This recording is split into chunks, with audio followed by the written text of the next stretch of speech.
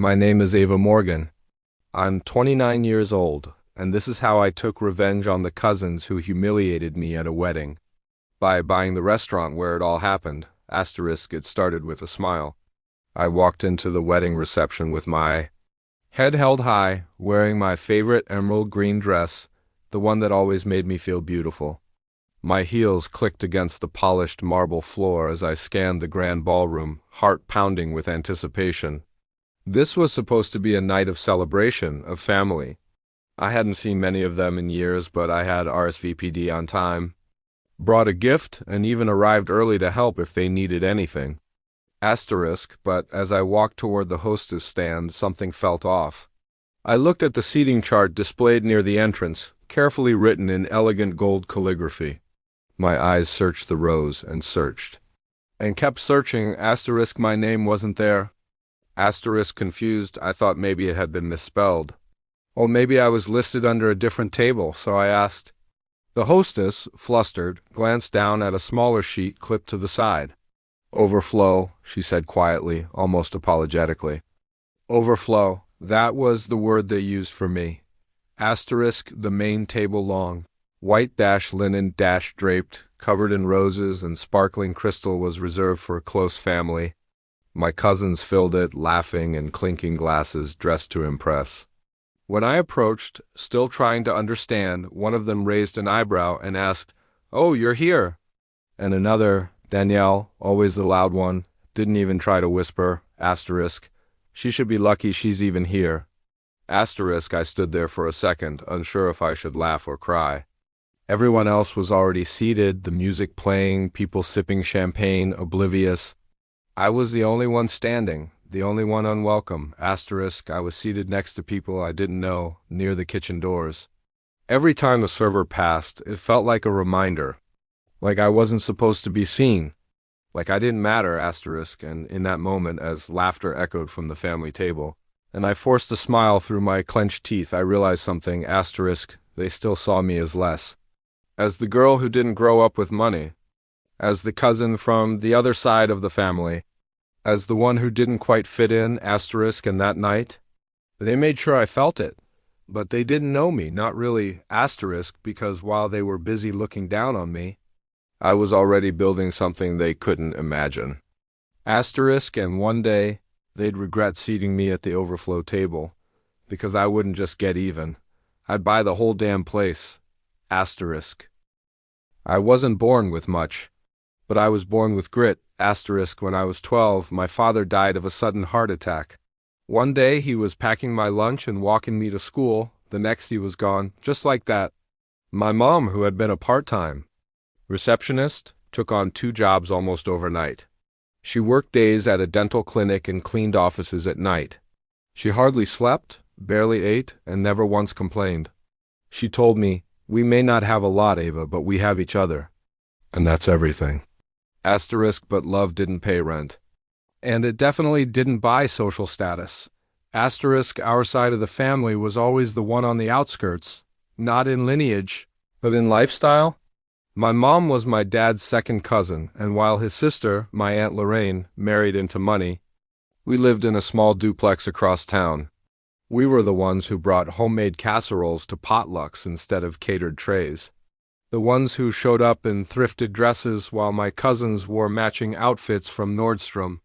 No one ever said it out loud, but the message was clear. Asterisk, every holiday was a polite reminder of the gap between us. I still remember the Christmases at Aunt Loren's sprawling estate, with marble floors and a 12-foot Christmas tree that belonged in a department store. All the kids would sit in a circle opening gifts, leather boots, iPads, spa days. And then there was mine, a clearance rack sweater or a scented lotion from a pharmacy. One year, I got a mug that said, "Smile more." I was 30, asterisk. Digs weren't always obvious. Sometimes they came with a smile. "That's such a brave color on you," my cousin Danielle once said, eyeing my off-brand dress. Another cousin offered me one of her old bags since I didn't have a real one. Asterisk, my mom would just pat my hand and whisper, "We're family, let it go." Asterisk, so I did. For a long time, asterisk, I focused on what I could control, school, grades. My future, I worked my way through college waitressing at night and studying during the day. Took every scholarship I could find. There were nights I didn't sleep, days I could barely stand. But I made it through. I got my culinary degree. And slowly, step by step, I carved a place for myself in the kitchen world. Asterisk cooking was where I came alive. I didn't care about fine dining or Michelin stars. What I wanted was a warm, inclusive space, somewhere people felt seen, where no one would ever be the girl left off the table. That was the dream. A small restaurant with soft lighting, handwritten menus, and the kind of food that makes you feel held. Asterisk, I was working as a sous chef at a mid-tier restaurant downtown. It wasn't glamorous, but it was honest. My boss respected me, my team had my back, and my food was getting noticed. I wasn't rich, but I was proud, asterisk, and then the wedding invitation arrived. Asterisk, it was cream-colored with gold embossing, sealed, with a wax stamp like something out of a royal gala. Danielle and Carter Cordell invite you to the celebration of their union. Asterisk, Danielle. Of course, asterisk, I hadn't seen her since my college graduation, which none of them attended. We weren't close. We were never close. Honestly, I almost tossed the invite in the trash. But my mom, who had held on to hope longer than I ever could, asked me to go, asterisk, just once, she said. Show them who you are now. So I did. I bought a new dress, elegant but modest. I booked a hair appointment. I even splurged on a good pair of heels. I wanted to walk in and not feel small. I wanted to make her proud. But the moment I walked into that ballroom, all of it came rushing back. The polished smiles, the calculated coldness, the subtle cruelty masked as casual oversight. My name wasn't even on the main list. I was overflow. Asterisk, and when I asked about it, Danielle didn't even flinch. Just smirked like she'd been waiting for the moment. Like humiliating me wasn't a glitch, it was the plan. Asterisk, I sat in the back, next to the kitchen doors, while the family toasted with champagne under crystal chandeliers. And in that moment, the sting I'd buried for years came roaring back. Asterisk, all the holidays, the hand-me-downs, the mug that said smile more. They still saw me as less. But what they didn't know is I'd been working in silence. Asterisk, I had saved. I had planned. I had quietly been watching for the right opportunity. Asterisk, and now they had just handed it to me on a silver platter, because that night wasn't just the night they humiliated me. Asterisk, it was the night I found out the venue was for sale. Asterisk, I remember the sound of glasses clinking, the way laughter rolled across the ballroom like waves, washing over some people and drowning others. Asterisk, I stood at the bar, trying to smile like nothing was wrong, while my cousins toasted from the glittering main table, arms draped over each other like some curated ad for generational wealth. Danielle was in the center of it all, glowing in a custom gown, making speeches about family and legacy, while I sipped watered-down wine at a cocktail table near the coat check. Asterisk, I kept glancing at the big screen behind the sweetheart table, a slideshow of family memories playing on a loop. Childhood photos, vacations in Europe, pool parties in the Hamptons. Everyone was there, everyone. Except me. Asterisk, not a single photo of me. Not one. Even the group shots where I had been present, cropped, edited, erased like I'd never existed. I scanned the room. I knew the photographer. Or at least I thought I did. He'd done my friend's engagement shoot last year. I tried to wave him over, thinking maybe I could squeeze into a candid or two. He glanced at me, then turned away like he hadn't seen. Asterisk, I asked my aunt, Aunt Lorraine, the matriarch with her pearl earrings and rehearsed indifference, if there had been some mistake.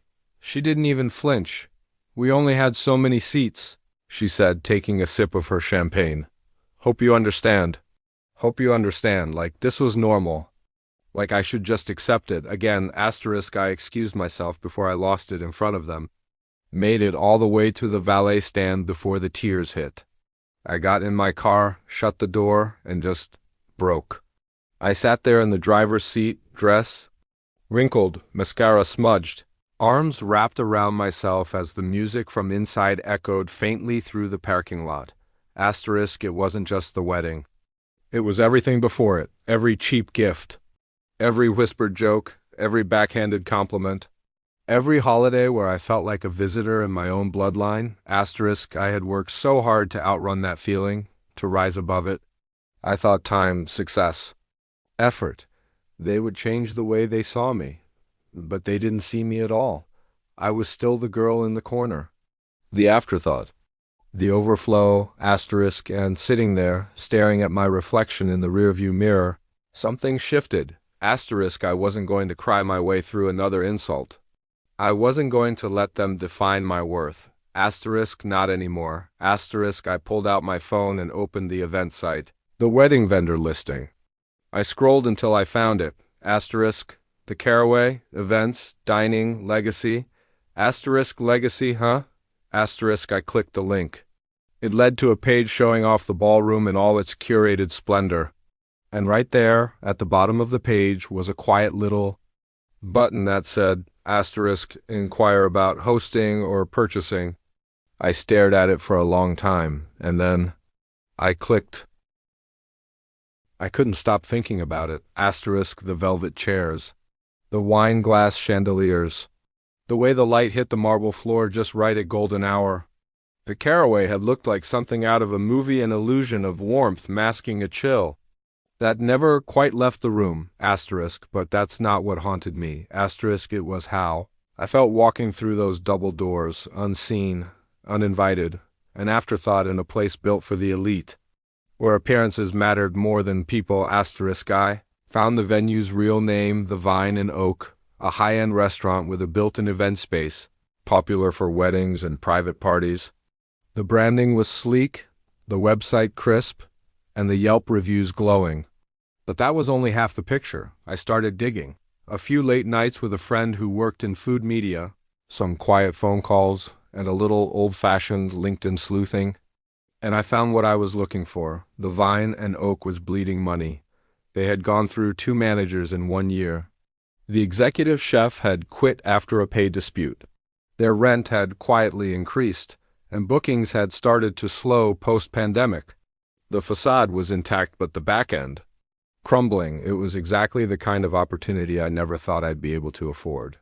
And yet, I couldn't let it go. Asterisk, I started showing up for lunch on my off days, sat at different tables, ordered different things, observed how staff interacted, how the kitchen timing worked, how guests moved through the space.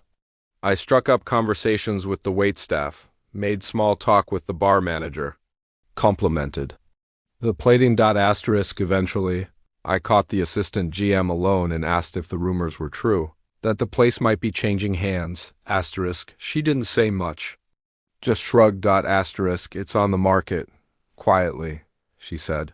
Silent acquisition. Owners looking for the right buyer, not just a high one, the right buyer. And suddenly I couldn't sleep. My mind raced with menus, rebranding, gutting. The layout tearing out the pretentiousness, filling the space with warmth instead of cold glamour. I imagined mismatched chairs, handmade plates, laughter rising from every corner of the room.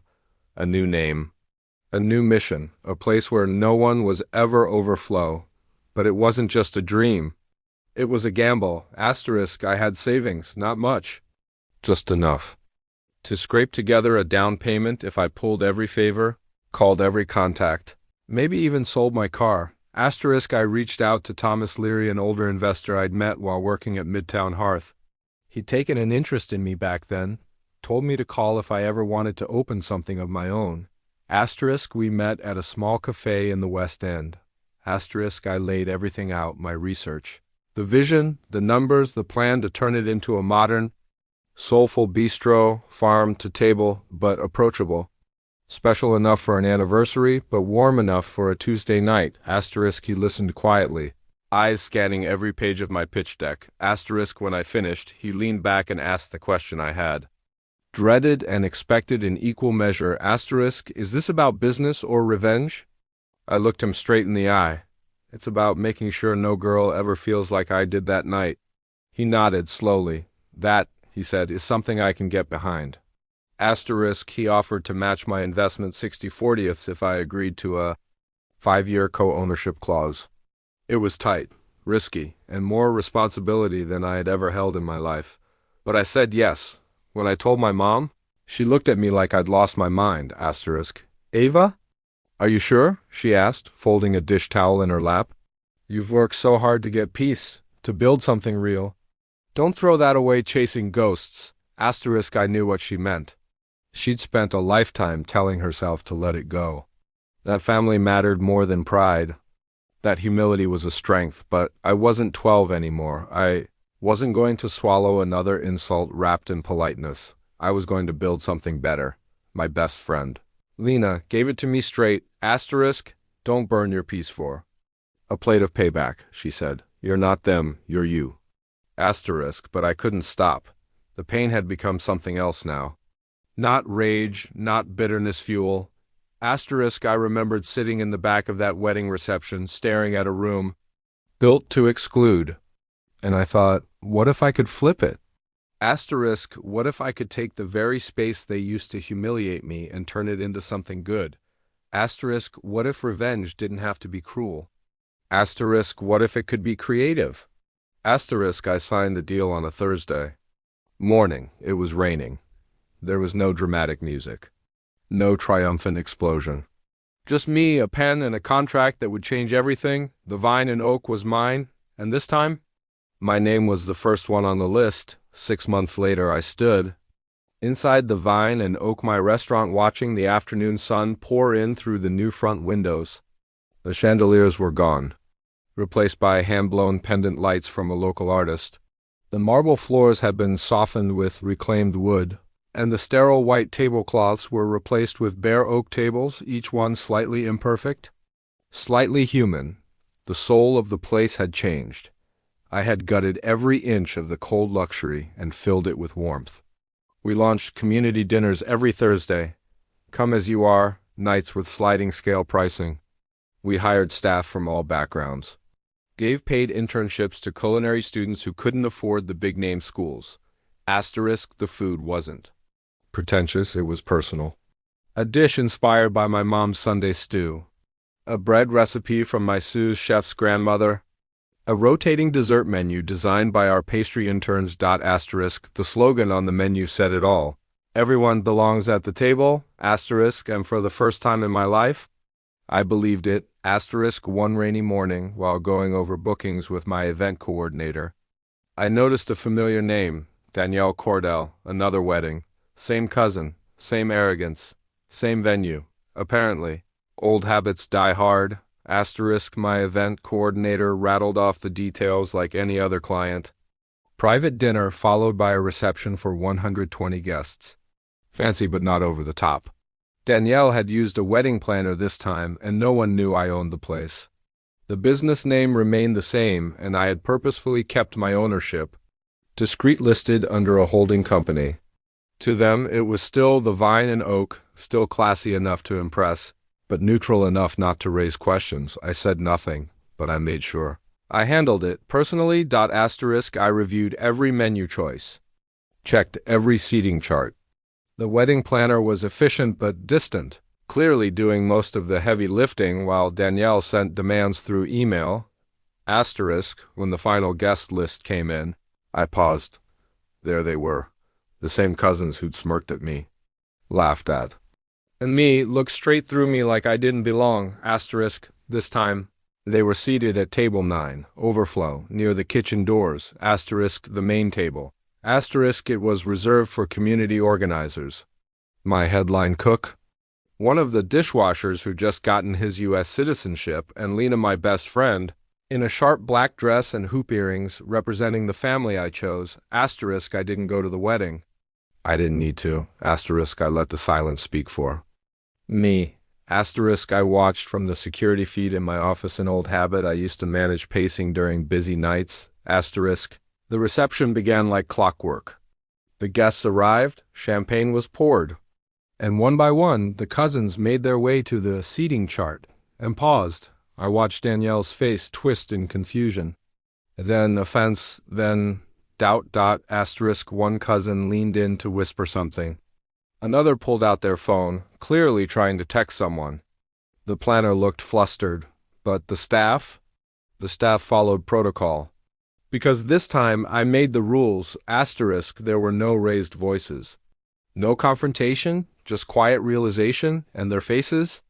They turned pale, like they'd seen a ghost, asterisk, because, for the first time, they felt what I felt, uninvited, unwelcome, unseen. I didn't even need to say a word, asterisk.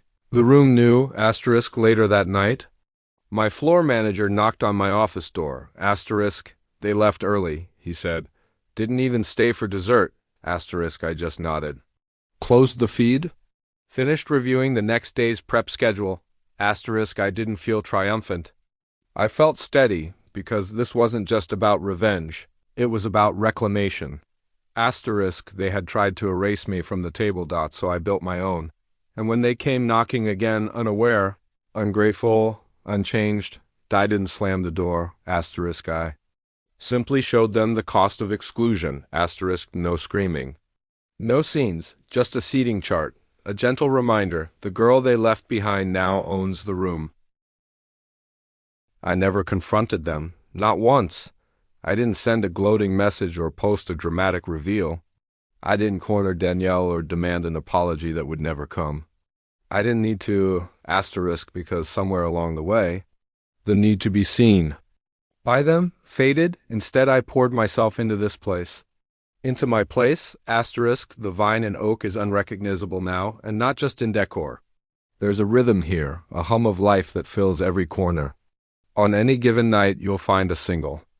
A gnome celebrating her promotion. A queer teen out on their first real date.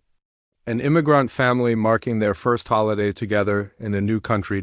We serve more than food. We serve dignity, asterisk, we host open mic nights, pay what you can brunches on Sundays.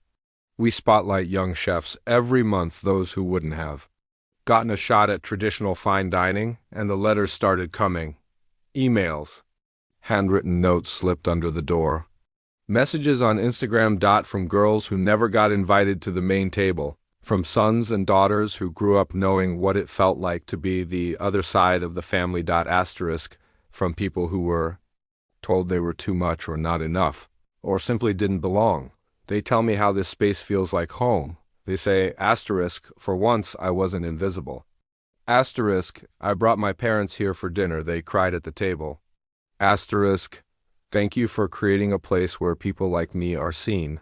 Asterisk, and every time I read one, I think, this is it. This is the real win, because I didn't just buy the restaurant, I reclaimed the story, asterisk, the one they tried to write for me. The one that said I was second class, temporary, disposable, asterisk, I rewrote it, brick by brick, plate by plate, person by person. I'm not angry anymore. I'm clear, asterisk, clear about who I am, about what matters, about what kind of legacy I want to leave behind. Asterisk, my cousins still host dinners from what I hear, still book the flashiest venues, still take the photos, wear the dresses, pose with the smiles, but none of their gatherings happen at the Vine and Oak. They don't even try. And I don't wonder why. Maybe it's pride. Maybe it's guilt. Or maybe deep down they know, asterisk, they know whose name is really on the door, and more importantly, whose table it is now. It's late. The dinner rush has passed, and the restaurant is quiet. Just the gentle clinking of glassware being reset, the low hum of jazz floating through the speakers, and the soft glow of candlelight flickering across reclaimed wood, asterisk, I sit alone at. The corner table near the kitchen doors, that table, the same one where, not long ago, I sat in a borrowed dress, holding back tears while my cousins toasted their legacy without me, asterisk, back then I was overflow. An afterthought. The invisible guest, asterisk, now I sit here on purpose. In peace, asterisk, a young server walks by, maybe 19, barely old enough to carry the wine tray. She's nervous, glancing over her shoulder, eyes darting toward the manager like she's afraid she's already messed up. I catch her eye and smile. Take your time, I say gently. You belong here, asterisk, her shoulders ease. She nods, smiles back, asterisk, and just like that, a little weight lifts from the room. I turn back to the camera. They made me feel invisible.